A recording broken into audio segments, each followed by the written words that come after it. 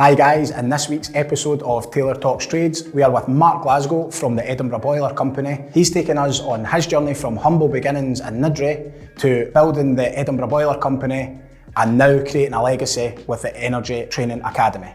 I hope you enjoy.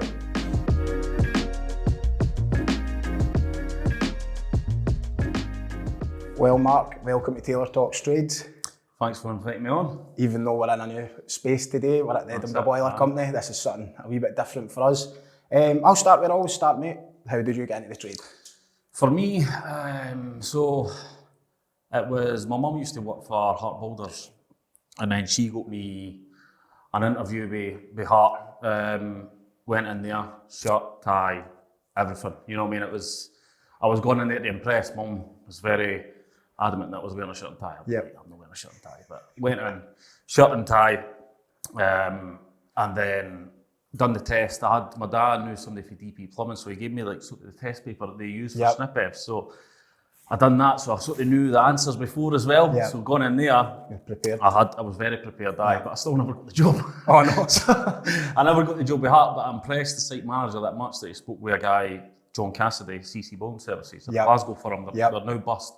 But I got an interview with him, and the interview was completely different. I turned up jeans, t-shirt, and he just drove by with his car. He's like, "Right, you all good for Monday, Mark?" I was like, "Aye, sound." And that was me. And that's a bit easier, eh? I was away like happy days. That's me off to the races now. But after that, it was at Craigmillar where I done the first job I was getting involved in.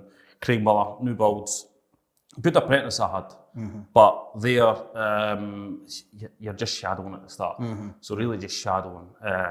And what was it? So it was a gas engineer. Gas engineer. That's what the apprenticeship was. And is that heating engineer? Yeah. And is that a 4-year gig? That is 4 years. Right, we 4 spoke years. about that. And you know at the start you're just shadowing and you're not getting to date anything. And then as soon as you get a chance to do something, you want to impress. You know what I mean? I always wanted to impress, and then I'd get a chance. I remember one time I was up the loft, so you always get the worst job, so I was up the loft connecting the U-bank, so it was the vents, your soil pipe connected to your slate piece, all like that. So I was up there and I'm on top of the plasterboard and I'm hudding my weight either side of the sort of the trusses, the trusses, and then I couldn't get the soil pipe in and connect it, so I started getting a wee bit of kick. And very quickly I landed in the bath downstairs. So that was a bit of a shock, and that was me trying to impress, get all these U-banks done, and then boom, in the bath. And then I walked out. My mum was on the site at the time. I was like, I just fell through that roof. Joiners, what's going on? Oh, it's a finished house. We've just done this. And then there's a few wee moments like that. But you need to make the mistakes to learn. And then I remember I'd plumbed up a WC, a toilet. With a hot water pipe, and so it was a hot flush, you know what I mean? So the doesn't stick to that pan, that's for sure.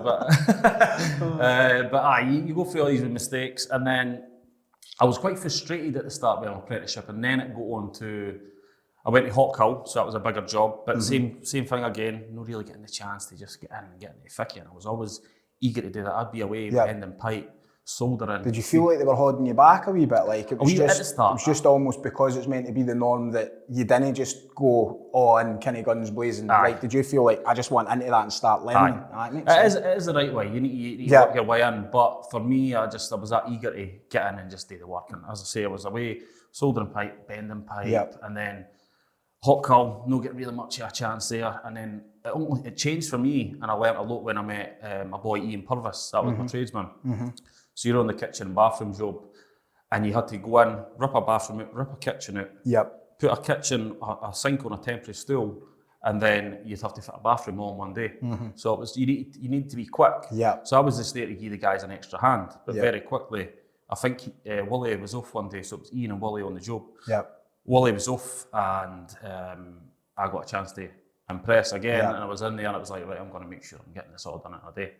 Went in, kitchen out, sink, temporary stool, fitted the bathroom, and that was it. And then no through any ceilings this time, no? No, that's it. But Ian just let me go. He just let me go, and it was just like, you can do it.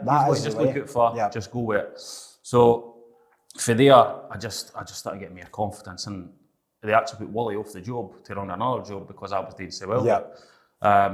it was just good experience there. It was retrofitting as well, so you're going into a house and you're finding different things and you're learning every day. But and was that like homeowners or like more like kind of like tenants and stuff? That was a council. That was council. So it was a little site, but it was all council properties.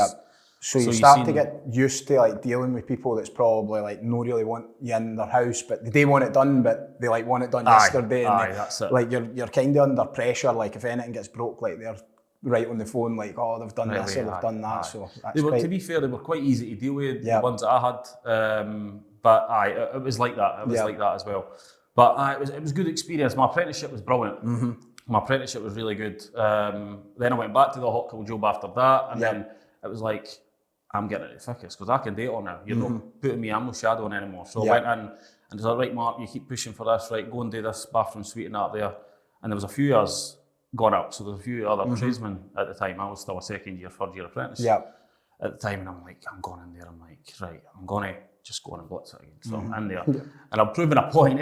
They're like, Mark, slow down. You're making us look bad here because you're trying to prove a point. But I was that eager to impress. You know what I mean? I'd have 1,200 by 600 K2s, lift me upstairs, and he's like, you should be there with something else. Just that eager to impress, you know what I mean, and excel, you know what I mean. But I get what you're saying there. Like that can probably throw a lot of people off and out their comfort zone because they're like got their wee steady kind of this is what's happening. Whereas you're almost like the new kid on the block, being like, I'm going to make a real go of this, and you're actually setting like new standards. And the bosses love that, but the guys didn't always love that because they're in their comfort zone. It's funny you say that. If my boss, I was the only apprentice that ever got a wage rise. So when I was on the kitchen and bathroom job, I went and boss, I just went up to him. I was quite brazen as a young laddie, you know what I mean? I was just went right up to my boss and I just says, look, John, what's happening with this wage rise? I spoke to my supervisor about it.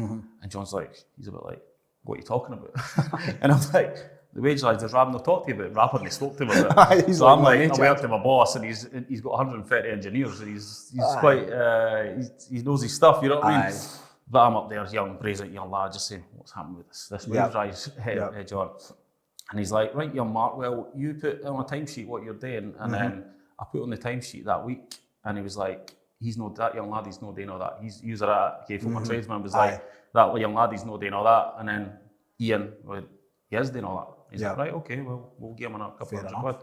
So I got a wage rise as an apprentice and that as well. It just shows you the sort of the power of being like bold enough to go and say, like especially if there's 130 engineers there and you've went right up to the top guy. And it's not that I would always recommend that, but I think if you've got something to back it up, like which you did, I think that's a good way. Because you do get a lot of people kind of now these days in the trades that like, you know, maybe come to us and say, I want more money, and it's like, so does everybody, but show us the proof in the pudding that you've done that, and if your tradesmen at that time or the trades guys you're working with, they can all back that up, then you're only a winner, really. And I knew it was justified because they put Wally off the job, who was a time served guy, and then I was doing all his work, so it was like, where was the drive in that coming for? Like, what was the... So growing up, we never really had that much, you know what I mean? Our mums and dad worked hard, grew up in Nidri, loved the place. Nidri, it's born and bred, and we never had much, but we always made do with what we had. We didn't feel poor, we love, just maybe financially we never had much, but nobody had much in the days. So, I mean, we would get maybe 20 pence to go to the shop, and you'd get a chomp and a packet of Space Raiders, and that was you were happy. You know what I mean? Wouldn't they get that now? That's it, I didn't care what the price was. You'd be lucky to get the bag. But we never had much, and my mum and dad, they worked hard, they worked really hard. Gave us everything we wanted. Back to school after summer holidays, we'd have Nike and Maxis, but a week later, you'd be stopping your bike with your trainers, you know what I mean, and then you'd be walking about with holes in your feet. Holes in your trainers. They were meant to last you. That's it. But we were quite ambitious young guys. I think that kind of ambition, you always wanted to have more, and you wanted to make it on your own. You know what I mean? And I think that's where the drive came from. And then we always had wee things as well, where it be going to the tea bag factory. So we made our own money as well as young lads. We would, the tea bag factory would be the big tall fence, but we made away just uncoupling the fence, slide it to the side, and we go and help ourselves with some tea bags, you know what I mean? And we go to the local shop and sell it to the local shop. They were delighted, we were happy. Young kids, we'd go up and buy ourselves base wallabies and all that kind of stuff. So that was the first business then. Well, that is it. We had loads of wee things that, like, we'd go up to Megalon and there'd be the Jurassic Park machine. You could lift it up. And then we cored a wee hole into the cash bit. Shouldn't really mention this, but anyway. But you could squeeze your hand in, and then you could help yourself with some coins, you know what I mean? And then that was another thing. This was all alleged stuff that happened. This is it. But I was a product of my environment at the end of the day. But these are just wee things that we all have done as kids. It carves you the way it does. It really does. And that's why I was interested to ask, because like that doesn't just come from anywhere, like that drive and determination. And probably 9 times out of 10, that's what I see. It's like people who, they never, like, not to say that they were poor, but just, it was probably just the norm. Most people never had very much. And most people's parents were stuck in a kind of, a sort of environment where it was like, I just go and do them hours and I get paid that and there's nothing I can do about it. Whereas like, guys like I would say us are more kind of that I'm going to force it a wee bit more. So it's like you were saying on the sites there, I'm going to get this done so that I can go and ask for the wage rise. It's similar things that I've probably done as well. And it like that's what I think might be different for our generation, but it might just be certain people who can do it, but it is almost no accepting that you're kind of stuck in a 9 to 5 as such, or just 40 hours a week for that, time for money. It's like, 100%. That's probably, as we'll go into further in your journey, like that's probably how you've built that leverage, because you've understood that something different needs to be done to get a different result. And so, you know, having that abundance as a young kid, you know what you want to be when you're older. It's like, I want to have that, I want to have this. And that vision, I think that's been one of my strongest points, is that vision, that belief that I was going to be something. Like, I remember being in the tea shack and being like, this is just a tool for me, this plumbing here. And it still is. I'm a businessman now, and I've got a business, but it is, if I'm honest, just a tool to be a business. That's it. It is that. But I remember being in there and being like, I'm not going to be in here when I'm 40 years old. I'm definitely, no, I'm going to have my own business. And I just knew what was going to be. I remember my mum asking me, did you know you were going to have your own business? Well, not that long ago. And I was like, I knew I was going to do this, and I knew I was going to do it. I had it all planned out. Even if in your mind you didn't fully know that you're definitely going to have your own business, you just know that you're in control of whatever your outcome is. So it's like you kind of almost get yourself to a point where you say, I'm going to do whatever it takes to make sure that I succeed at what I do. And I think that, like, then very quickly as you start to learn, you can then see, well, actually having a business is one clear step towards that direction. So after the apprenticeship, what was the moves after that? How did you move on? So as I alluded to earlier, the company did go bust.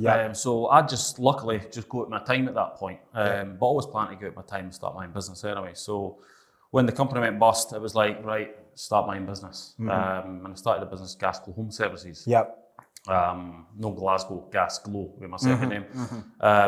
And then it was just really there. It was a van, got some money for Create, which was a establishment doing a funding pot down. Is that Craig like a Prince's Trust kind of idea? I think something like that. So I got $4,000, a $4,000 grant, got myself a wee van, and then got myself a set of tools, and then off I went. And it was good. I was doing a lot of work for letting agents, doing gas safety certs, and it gave me a wee taste of what it's like to run a business.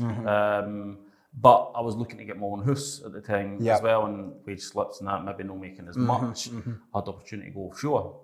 So then I went off, I took that opportunity to go offshore, and I was an instrument pipe fitting engineer offshore, which was brilliant. And in hindsight now, that was when things really changed for me in terms of my mindset.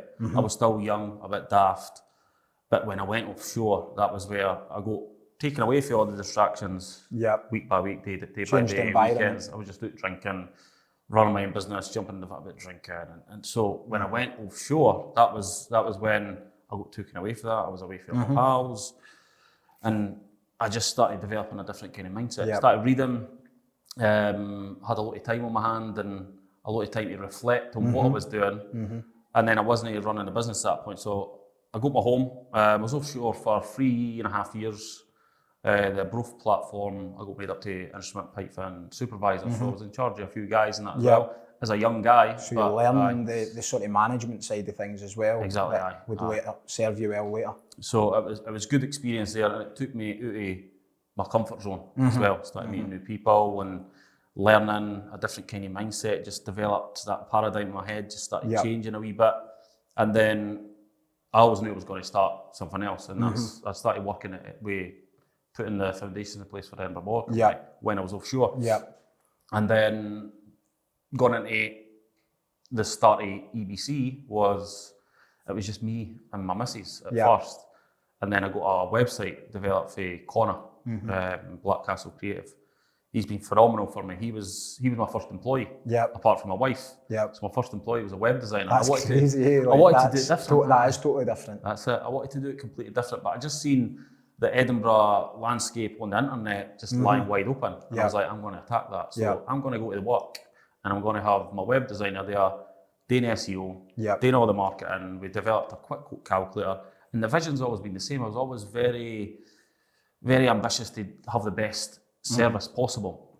So it was making that easy for the first step to the last, whether that be the website, your inquiry, 5-minute call, right on the phone, booking it in, confirmation, you know, and just step by step after that, quoting, leaving packs, coming presentable, converting, and then you're doing the work, but you're doing it neat and tidy, courteous, being courteous and polite. And it was really just all the simple things, but it's like your 300 metre. The analogy I sort of explained, I was explaining it to Ideal. They were asking me how would I do the sales, because I do it pretty well. I was like, just imagine it as a 300 metre hurdle race. If you fought the first hurdle, you're not going to win that sale. So it's a good analogy, actually. You need to make that first hurdle, second hurdle, third hurdle, and that's what it is. And the customer's looking at that; they're judging you before you're even getting to that job. So it's for the first step, for that conversion on the website, the confirmation to your sales staff, going nice and presentable, nice, like quoting on the day, and then just delivering on the job and just giving them that wow factor, and then it's courtesy call after that. It takes me back to listening to like Charlie Mullins a few times, Pimlico Plumbers. Like he always says that they just done the basics very well. He looked at like all the other companies, what they done, and like how it was like unsigned written vans, non-branded vans, like. He would always say about like the guys with like the backside hanging out the trousers and all that, and it was just like no being presentable. And then he just said, I just flipped that, and it's like I relate to it a lot for what you're saying, because my business is very similar. It's always been about like when the initial inquiry comes in, like you need to jump on that and treat that person like they're a millionaire. Do you know? 100%. You need to treat them like, I don't even know if that's the right term, but you just need to treat them like royalty. Just care, that's it. And it's like because they're everything to you, no matter whether it's your first customer or your millionth customer. It's like you've literally got to treat them with that respect and service that they deserve. And when you do that, you can't get it right 100% of the time, but if you get it right at like as close to 100, then you're going to really do really, really well. No, definitely. So I relate to that big time. And so you and your wife started it, got the web designer in, and then what kind of started to unfold for there? For there, it was, we nearly become a bit like victims of our own success, because we got that busy that quick because of that strategy I had and that vision I had. It's the website side. Usually people like plod about, they kind of word of mouth, they work for family, kind of dodging about, and then they're like, oh, maybe I need to get a website, or maybe I need to get some admin help. You'd went like back to front, which is good. I seen an opportunity there, and I knew exactly what I was doing there. But after that, as I say, we nearly became victims of our own success, because we did get that busy, and it was me out on the tools, making things happen, got some help in, started employing people, but at the time, you've not got any systems, you're not onboarding people in the right way. So it was like taking people on at face value. Right, you're a plumbing heat engineer, brilliant. Right, let's go to work. And that was it. But I always still try to coach them, but it's you can't teach an old dog new tricks. You know, I'm big on just taking personalities on now and giving them the skills, developing the skills, and we'll get to that later with the academy. But for there, it was just gradually getting better and better, and I'm really good with automation and things like that as well. So. It was me building the systems whenever I could. That'd be probably 6 o'clock, 7 o'clock, 8 o'clock at night. And my missus would do the invoicing, but I'd be emailing back and forth. I'll be trying to build the processes. Yep.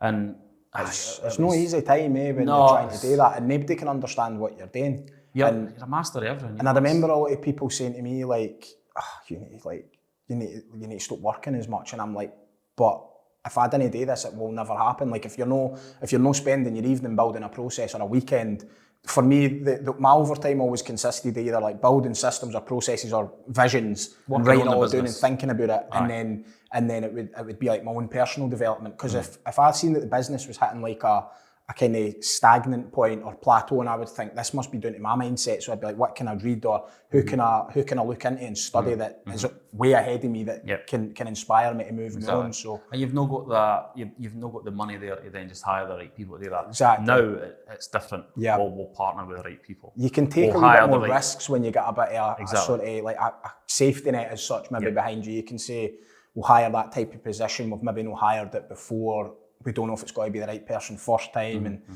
you know, if this is like higher salaries, it's like sometimes that can be 30, 40, 50 grand maybe gone on a lesson. But that's it. You've just got to do it. No, 100%, that's it. And but now as the business owners we are, maybe now we can hire the right kind of people.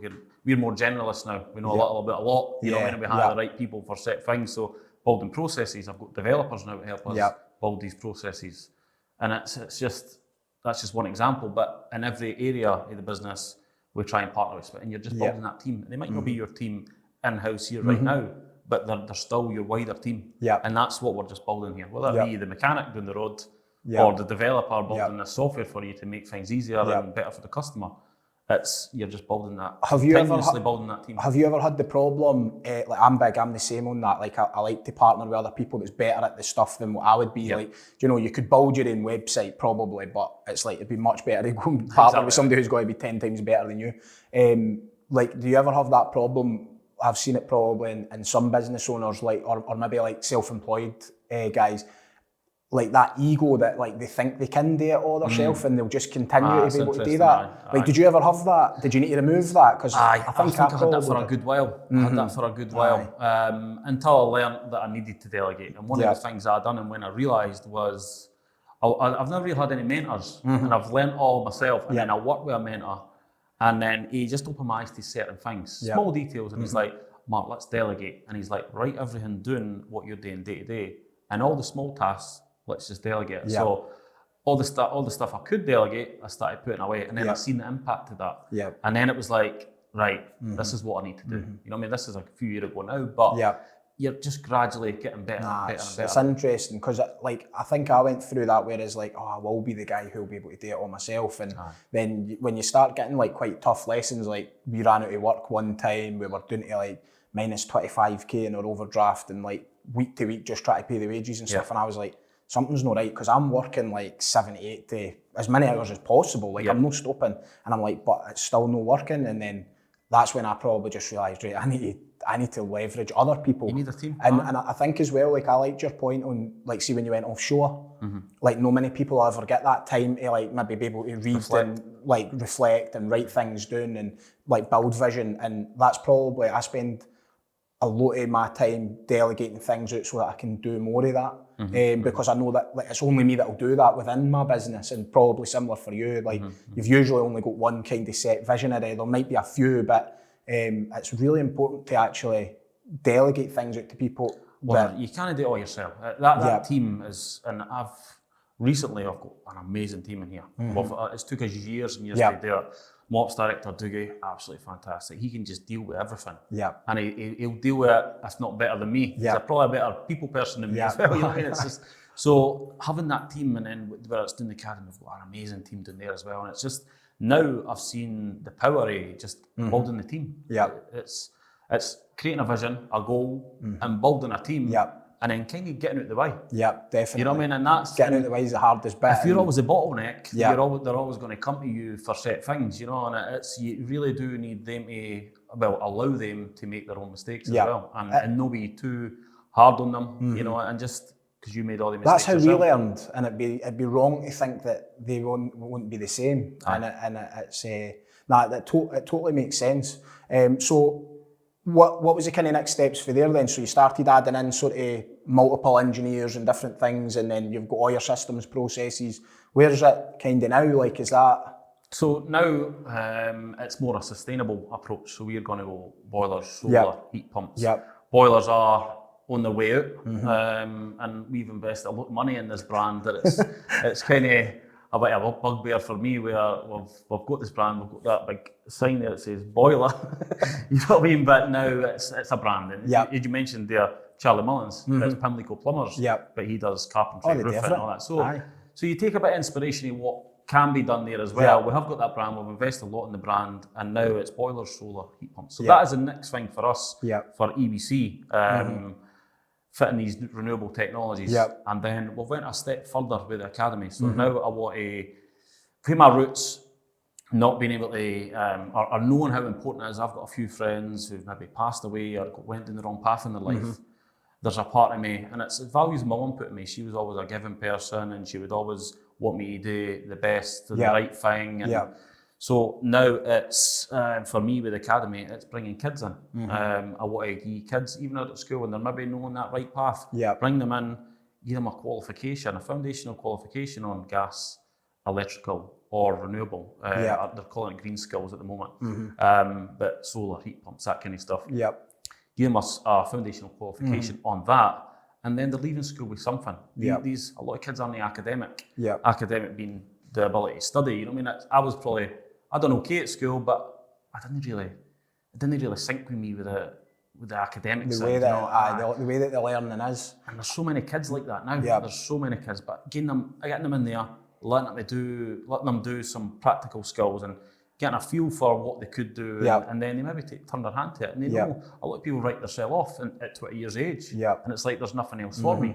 But getting them in there, and I've got this sort of vision in my head. I'm going to maybe put this on a wall down at the academy, where there's this path, and it's maybe not the best path, and in the image there's selling tea bags and that.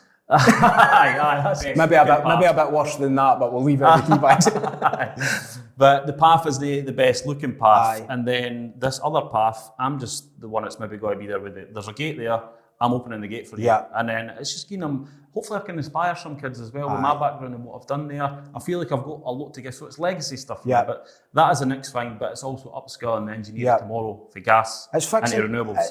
I like it because it's like it's fixing a problem. Like there's a real people problem. Like we've spoke about this away from the podcast, but in terms of like we feel like we've got good systems and processes, built good brand. Everything's kind of there, the foundation's all there, but there's just literally isn't enough people to like just keep scaling it. So we're literally being held back by the skill shortage at the moment. 100%. So like you're actually taking that head on, but it's also it's going to solve one problem for your businesses, but then it's actually is giving back, and that's the best way to do things, because then there's a purpose behind it as well. And I think we spoke about this, but people will relate to that. It's so easy to relate to somebody like yourself who's just telling it how it was, where you came from, what you're doing now, the changing points, maybe explaining to people like, look, you maybe need to get a wee bit out of your environment that you're in, and if you're just getting the same result and it's the same thing keeps happening, you need to come away from that. You maybe need to try reading, you maybe need to try and write your thoughts down. You maybe didn't like writing in school, but you might have something in there that's really... there'll be a great vision in so many people that just probably think, I'm not getting a pen and paper because I hated school. That's it. And there's a lot of these young guys and girls are so smart, they're streetwise, they're ambitious, they've got that drive, what you said earlier, but they've just maybe got that education.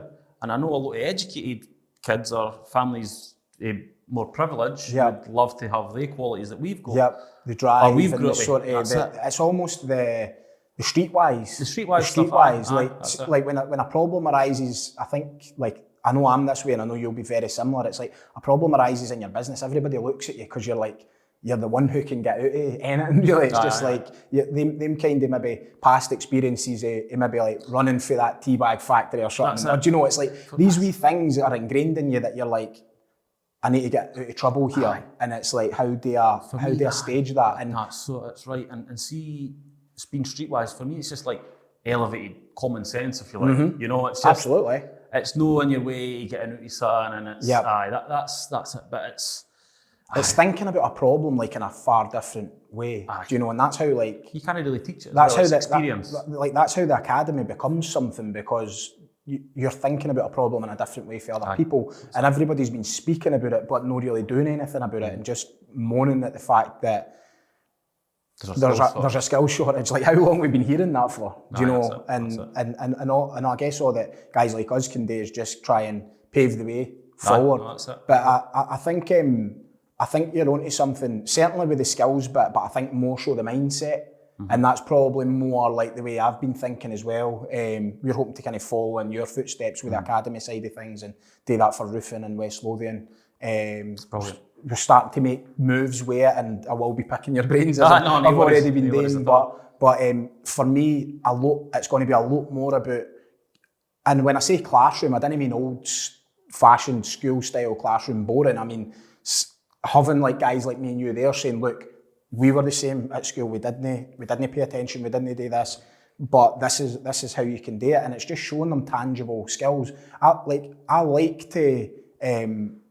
the fact that I wasn't that well educated, and I've had to spend the last 7 years or so has probably been like my real like personal development years, where I sort of did go more into reading and sort of looking at mentors and almost like mirroring other people. So like, for me, rather than like looking at somebody like you who's started an academy and go, oh well, he's started an academy, like there's no point me doing it, there's lack. It's like, it's almost like, oh brilliant, like I want to speak to Mark, I want to ask him, like, how did you do that? How could I do that? And I think that's where people get kind of caught up in a lack mentality, like stealing their work. And whereas it's like, there's like, we've chatted quite a lot over the last few days, but there's nothing better than being able to just WhatsApp voice note somebody at a touch of a button and go, what do you think about this, mate? What do you think about that?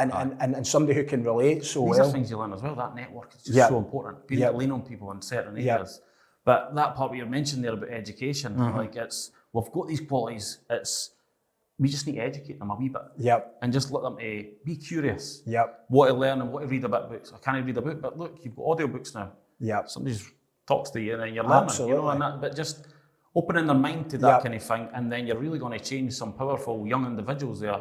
And they're no getting into crime, they're doing the reverse. They're contributing to the economy. You know, I think as well, there's so like, we've kind of got a double-edged sword now, whereas before it was quite hard to get information. Like, you kind of went to school and got taught what you got taught in school, and you'd maybe come out of school and, you know, there wasn't all that much available. But now it's like, it's in the kids' phones. Like, they can get anything within like 0.2 a second on Google. So now there's so much. So I think the next problem now is like guys maybe like me and you saying, this is what you need to learn if you want to do this, and giving them a pathway that it's almost like didn't go and learn about like e-commerce if you're not going to do it. Like, do you know, like there's just like a lot of things directing them to online businesses and stuff. Distractions now. It's distractions. Too much information. So I think that's what one thing that I've honed in on, I would say, is getting focused on like what I need to learn at that time. And in the past, it's maybe been like learning accountancy or finance to the point that it's going to be able to allow me to run like a multi-million-pound business. Like, I didn't need to know everything about it. I just need to partner with a good accountancy firm, but I need to know the lingo. I need to know like, and it's the same with like the website stuff and the like the video content and all of these different things. Like your branding, like you just need to know enough that when you put somebody else in charge of that you can manage it, and you know enough like that you're not just kind of being guided totally by them, because you've still got to get your vision across. So I think that's been the big thing, is like focusing on learning like what you don't yet know, and making sure. But that sort of brings me back to one of the first books I read, Rich Dad Poor Dad, where it's hiring specialists, but you need to know a little bit, a lot, a lot about a little. I maybe knew a lot about a little in the gas trade. I was a gas engineer, and I was a specialist. But now, as you say, they are managing a team. You need to know a bit about marketing, a bit about accountancy. You know, all these different things. You need to know how to manage these people. It makes sense. There's also another thing that's like for me, like there was a sort of cut-off point, and you would have had this as well. But like when you decide that you're going to be a business owner and you're going to have a training academy and all these great things, you need to accept at that point you're not going to be the best gas engineer or best roofer in Scotland anymore, because you're not going to be doing that. So it's like you maybe were then, and then you've got to, like, your ego has to drop and you need to park that and go, right, this next, say, the last 7 years I've been off the tools, so the last 7 years I've not done any roofing. Whereas like somebody like my brother, say, who works for me, like the last 7 years he's got better and better. So like he's doing his lead work and his lead welding and all that now and different things, and he's like, can he's bro, like, and I'm going, you still not be able to tell you what to do though. Aye, that's he sometimes can, he's probably got that army at times, but it's one of them where, like, I've been explaining that to him, I'm like, look, if you want to step up through the ranks of the company, you're going to need to let go of being the best in the roofing bit, because to be a supervisor, a contracts manager, director, whatever, you've got to then, it's a new set of skills, it's a new set of learning, and you've got to almost let the old bit dissolve a wee bit. So it's just kind of... It's gone up the gears, it's gone into new levels. It's showing and people it's new skills each time. Yeah, it's showing people this as well, and I think that's where, like, you're absolutely onto something, and I think that there's potentially work for us to do together, like we've been 100%. Speaking about it, and just even getting to... It's just a want to do good, you're want to do good, we want to do good. Yeah. What can we do as a thing? It's how, like, even, you don't know what's gone through some of these, like, there might be kids at school now they're ready for leaving, they've got no idea what they're going to do. Like, it'd be good to do like a question, like a Q&A with them, and say, like, what would you like to know? What are you feeling? What are you thinking you're going to do? And do you know, you could imagine there'll be a large percentage of them will be like, that's no for people like me. And it's like, no, but we were people like you, and this is for people like you. So you're at that. It's trying to break down the barriers, and try to get them to listen. You know, but I think being able to relate and speak to them a certain way is where you start to break. And it's not going to happen right away. You might get some individual who comes on and he just gets it right away. You know what I mean? But it'll be a gradual process, I think. But being able to relate and connect, and then here's what you can do, maybe inspire them a bit, and here's the skills that you need, and just give them something to then think about. And it's maybe giving them a career, maybe no, but at least you've tried, and you might spur somebody on. And if you do it 1 or 2 guys, then you've done your job. And that's it. Like, you'd probably be the same as me. If you change one person's life and they actually go on and they create their own business and they have a career maybe like what we've done, then you've done your bit. I've done it with a young guy from Edinburgh, Connor, who he was a really smart young guy, you know what I mean? But he needed to do his portfolio, so I went and got him the training. He paid for it himself, but he done the training, done the portfolio with me, now he's got his own business, cracking business. I see him putting up posts of the boilers and the pipeline, his pipe work, he's smashing it, you know what I mean? And it's just, I got a wee bit of a taste for that, helping out one of the guys for young boys from Nidri, and it's just like, it made me feel good. You know what I mean? There's no better feeling. Making money's good, but then helping people's even better. Like, it genuinely is. That is it. It's like you said, it's more legacy stuff now. It's like, what's the kind of the imprint on the world that you're going to leave, so that carries on. We'll kind of finish on that, mate. You're going to go and show me the academy, so I'm looking forward to seeing that. I'm going to have a look at that. What sort of, if anybody's want to reach out to you and get in touch, what's the easiest way for them to get in touch with you? Just call the office, EBC. Call the office, or get you on LinkedIn. Or LinkedIn, Brilliant. Well, I appreciate it, mate. We'll go and check the academy. Thank you, mate. Thank you, buddy. Cheers.